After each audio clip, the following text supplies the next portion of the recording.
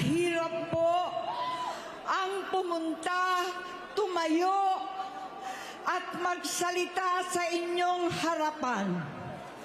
Pero noon pa man, alam kong walang madali kapag ikaw ay Marcos.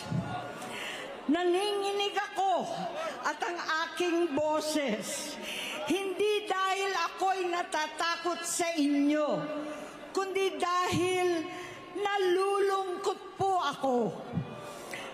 Ipagpaumanhin ninyo kung sa gitna ng pagsasalita ko, ako'y hihinto, hihinga dahil sa bigat ng aking kalooban. Pero hindi yan ang dapat kong ihingi ng paumanhin. Hindi yan ang kasalanan ko sa bayan na dapat ihingi ko ng tawad. Narito po ako dahil sa tawag ng Iglesia ni Cristo para sa transparency, accountability at hustisya. At dahil sa tawag ng sarili kong konsensya, bilang senador, bilang kapatid, bilang Pilipino. Bata pa lamang kami ni Bongbong, alam na ng buong pamilya ang problema sa kanya.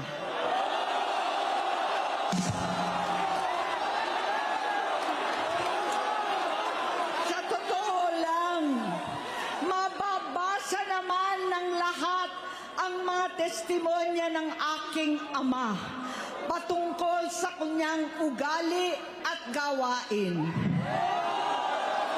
Noon, dahil may tatay pa kami, hindi ko pa siya responsibilidad. Noong tumatanda, ay mas naging nakakabahala. Batid ko na nagda-drug siya.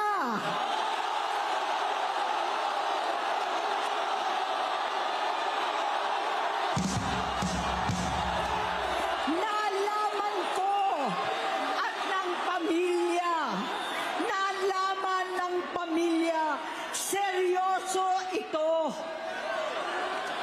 Minsan, kami ng Presidential Guard at Metro Gompa ang naglilinis tuwing nagpa-party po sila.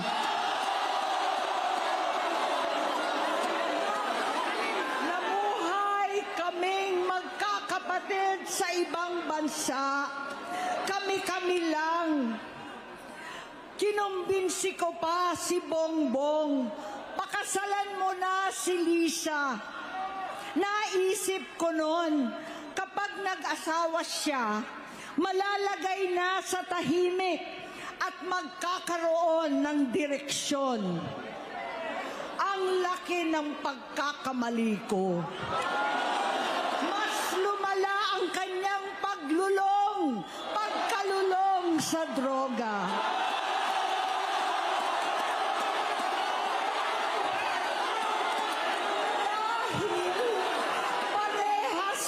Silang mag-asawa.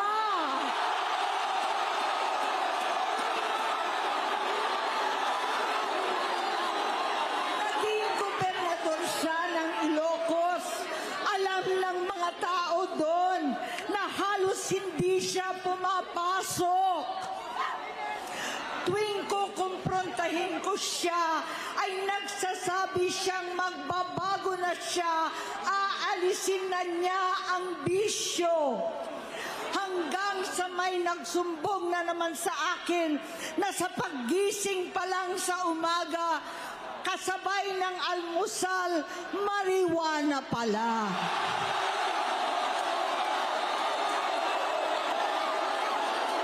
Maghapon sila, lahat sila nagiinuman at gumagamit ng cocaine.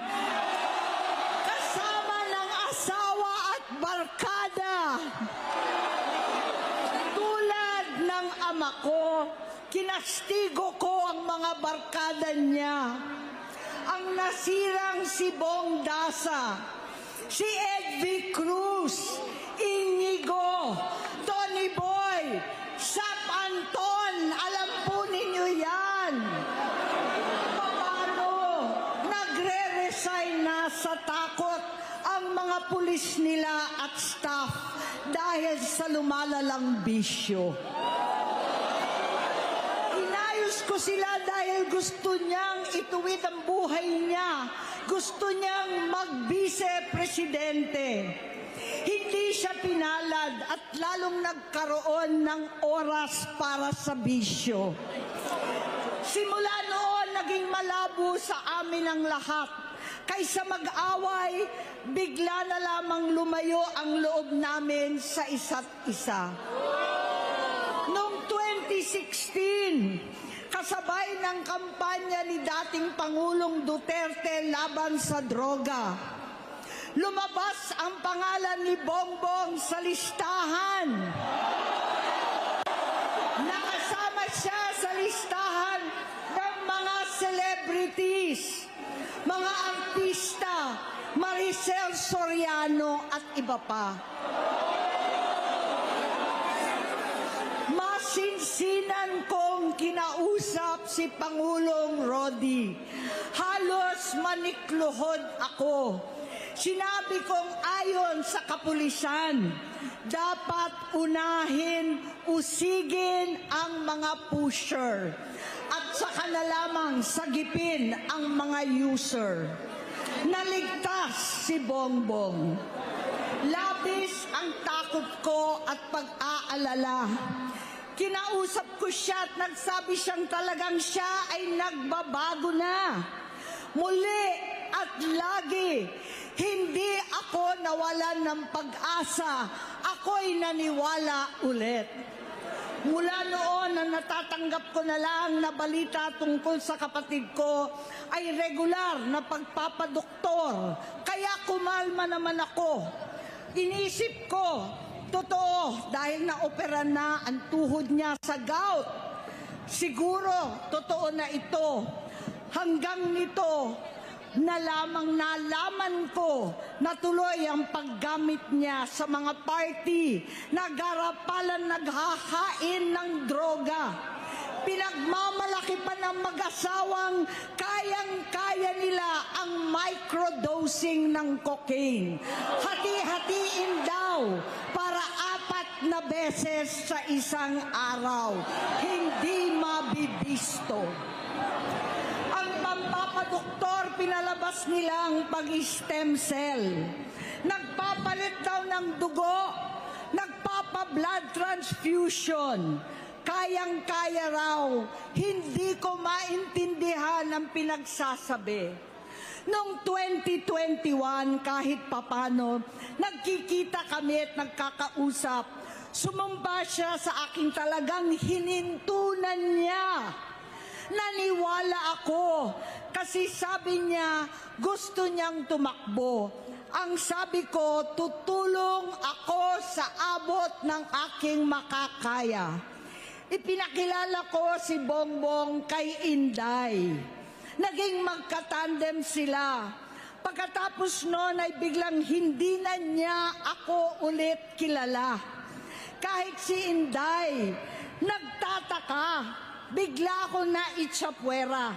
Kahit ganon, nangampanya pa ako para sa kanya, kahit si Inday na lang ang aking nakakausap.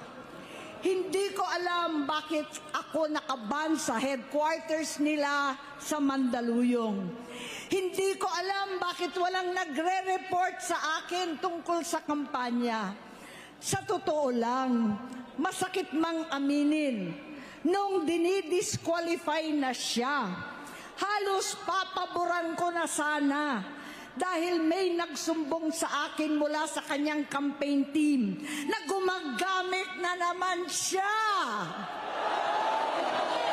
Nung sinabihan ko, siya at mga taong nasa paligid niya, nagkaisa silang tuluyan akong alisin sa kampanya na ako naman ang bumuo. Sinabi nilang gusto ko na siya ay ma-disqualify para ako ang pumalit. Hindi totoo yun. Iniisip ko ang kalagayan ng aking kapatid at paano siya magsisilbi kung ganyan ang kalagayan niya. Pero pinaparating sa akin na hindi siya lulong at minsan na lamang tuwing nagpa-party. Hindi ko maipaliwanag bakit gusto kong maniwala at hindi mawalan ng pag-asa. Noong nanalo siya, naging pinakamalayo na kami sa isa't isa. Maliban sa opisyal na tagpuan at kapag pumupunta yung nanay namin, hindi ako sumama sa loob ng 3 taon dyan sa Malacanang. Dahil lantaran na doon ang inuman, ang paggamit nila ng cocaine at mga bawal na gamot. Hindi ba ninyo nakikita, naririnig, kakaiba na siya magsalita. Hindi na maintindihan kung ano-ano na ang sinasabi at wala na sa sarili. Nagtatago sa kabaitan niya ang pang-aabuso niya sa droga. At nagbunga na ito ng mga nakakapinsalang maling desisyon. Hinayaan niyang kumilos ang mga nakapalibot sa kanya. Yung mga umaastang presidente habang nilululong siya ng mga ito. Hindi na kami nagkausap. Sa harap ng publiko, pinipilit kong magmukha kaming maayos. Pero wala na kaming koneksyon. Hindi ko hinihiling na maunawaan ninyo ako, lahat kayo. Sa palagay ko, ang makakaunawa lamang sa akin ay ang mga pamilyang may pinagdaanan sa adiksyon, sa inom, sa sugal, sa alak, sa bisyo, higit sa lahat, sa droga. Pag hindi ko siya nakakasama, buong aking loob na ipasok sa institusyon, ipagamot, iparehab ko na yan. Pero tuwing maghaharap kami noon, hindi kaya ng aking kalooban na gawin yon. Tuwing magsasabi siya sa akin na magbabago na siya, hindi ko siya kayang tiisin. Hindi ko kayang ipagkait sa kanyang pagkakataon at pagbabakasakali, umaasa ako at laging nananalangin na sana, oo nga, nagbago na siya. Hanggang dumating ang 2024 at 2025, yung bisyo niya na ang dahilan ng pagbaha ng korupsyon, kawalang direksyon at maling-maling mga desisyon. Walang accountability, wala nang hustisya. Hindi na niya alam ang nangyayari. Hindi na pinapaalam sa kanya ang mga pangyayari. Sinamantala ng mga ito ang paggamit niya ng droga. Kinangkam na nila ang kaban ng bayan habang ang mga dating tumatawag sa amin ng magnanakaw ay nakakita ng pagkakataon sirain ang lahat. Nagagamit na nila si Bongbong para sirain si Inday. Itinutulak pa nila si Bongbong at ang bayan sa bangin para umastang tagapagligtas.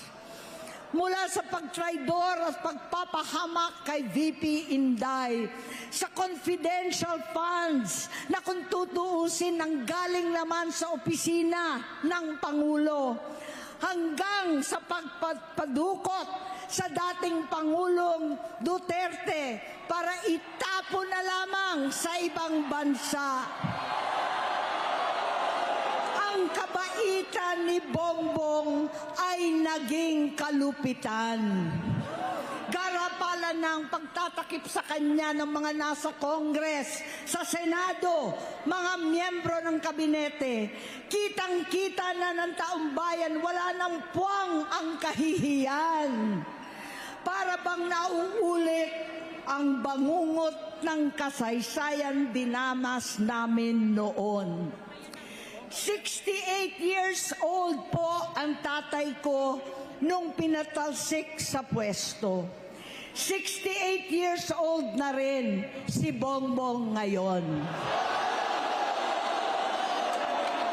November 17 din, noong 2021, nung nakumbinsi ko si Inday na magbise kay Bongbong. November 18 po, bukas, ang ikatlong araw natin. 9 na taon na nakakaraan, saktong November 18 pa talaga, na pinalibing ni Pangulong Duterte ang tatay ko sa libingan ng mga bayani.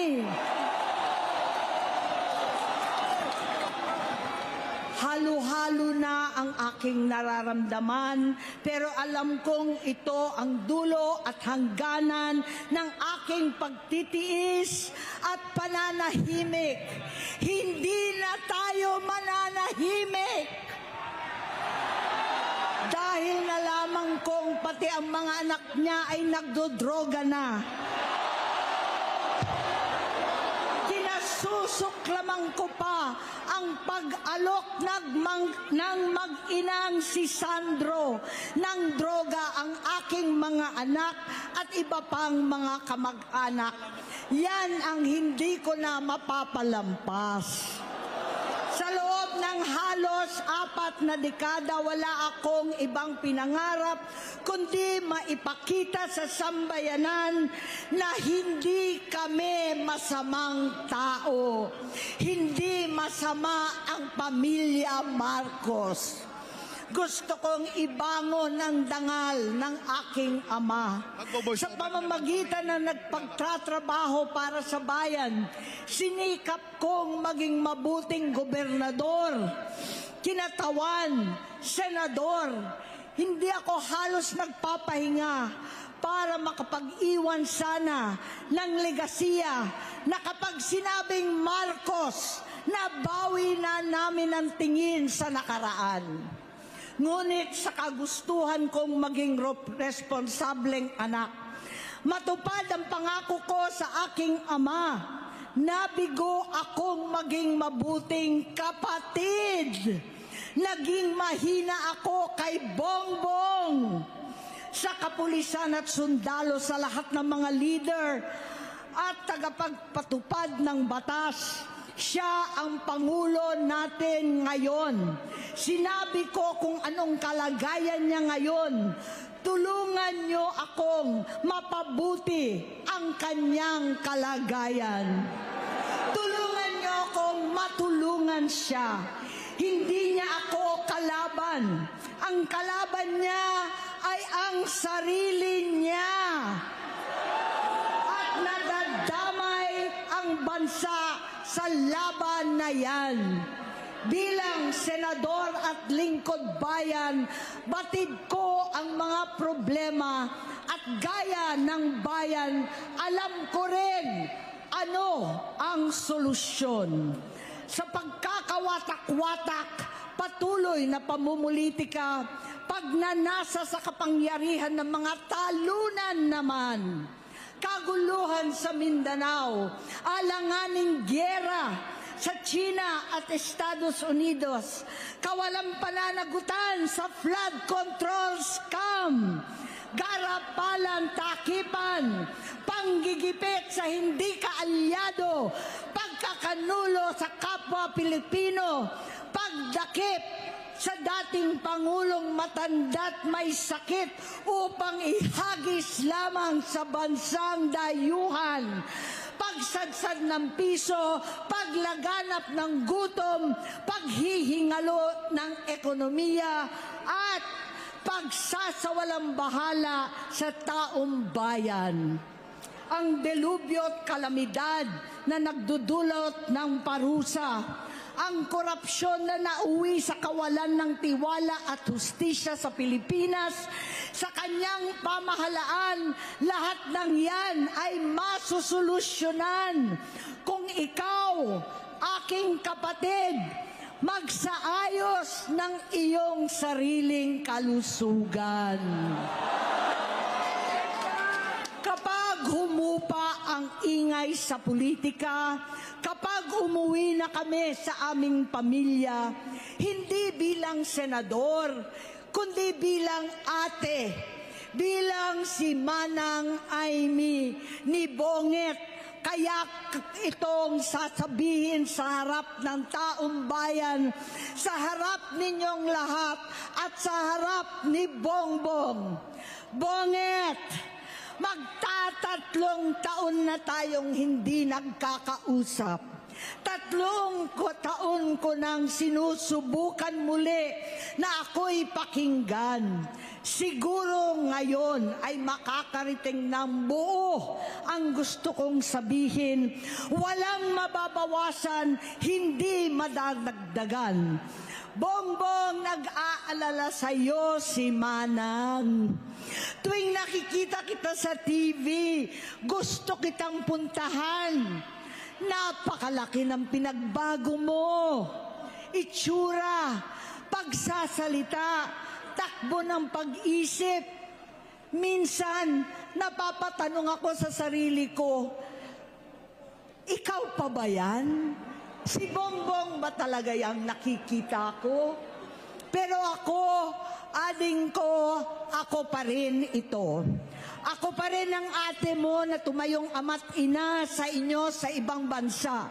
Ang kasama no sa sumubok na sanggain lahat ng sakit para sa iyo. Ang kapatid mo na hindi mo kailangan hingan ng tawad dahil agad ka nang iniintindi at tatanggapin dahil mahal kita.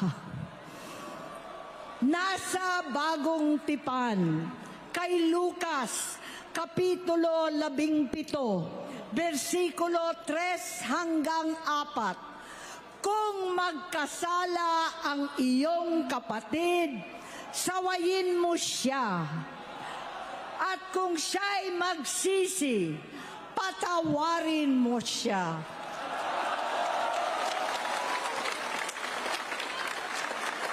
Tama na, ading ko. Tapusin mo na ang paghihirap mo at ng bayan. Gaya noong umalis tayo sa palasyo, kaya ko pa rin hawakan ang iyong kamay, huwag kang matakot. Malaki na ang dulot sa iyo ng droga. Sinisisi ko ang sarili ko dahil hindi ako nakinig sa mga sumbong. Hindi ako nakialam. Hindi ako maniwala. Pero hindi pa huli ang lahat. Tama na, ading ko. Magpahinga na tayo. Umuwi na tayo. Magpagamot, magpagaling at nangangako ako. Hindi ako malilingat. Hindi ako magkukulang. Lahat ng kasama mo ngayon, hindi natin kasama sa pinakamadilim na bahagi ng buhay natin. Kasama mo sila ngayon dahil nasa taas ka pa. Ako at ang ating mga tunay na kapatid dito sa Luneta ang kasama mo kahit magdilim ulit ang lahat. Talikuran mo ang iniisip at ibinubulong nilang ambisyon. Unahin na natin ang kalusugan mo dahil sa adiksyon nabigyan mo ng malubhang karamdaman ang buong bansang Pilipino. Matatanda na tayo, sakitan na si Mami, alagaan na lang natin ang isa't isa. kaliwat kanan man ang panghuhusga sa akin, malinaw sa aking puso na dapat mauna ang Diyos, ang bayan, pamilya at sarili. Hanggang sa mga oras na ito, Bonget, gusto kong malaman mo na hindi kita sinusukuan. Hindi ko kakayanin kung mapapahamak ka. Kaya hinihingi ko na tayo'y umuwi na, mamahinga alang sa iyong kalusugan. Kaya kung mabigo at mawala sa iyo ang posisyon, pero hindi ko kayang mawala ka sa amin. Ayusin mo ang sarili mo. Magpagamot, alisin ang droga sa iyong sistema. Wala akong ibang gusto, kundi gumaling ka, malampasan natin ito muli. Dahil wala akong ibang hinahangad bilang ate, kundi maging masaya ka, maging ligtas sa panganib, malusog, matagumpay sa buhay. Itama ang mali, labanan ang adiksyon, at ako hindi kailanman aalis sa iyong tabi. Susuporta at hindi titigil manalangin kasama ninyo dito sa Luneta at sa buong mundo. Dahil iyon naman ang tungkulin at ibig sabihin ng salitang kapatid, kapatid, mabuhay kayong magkakapatid.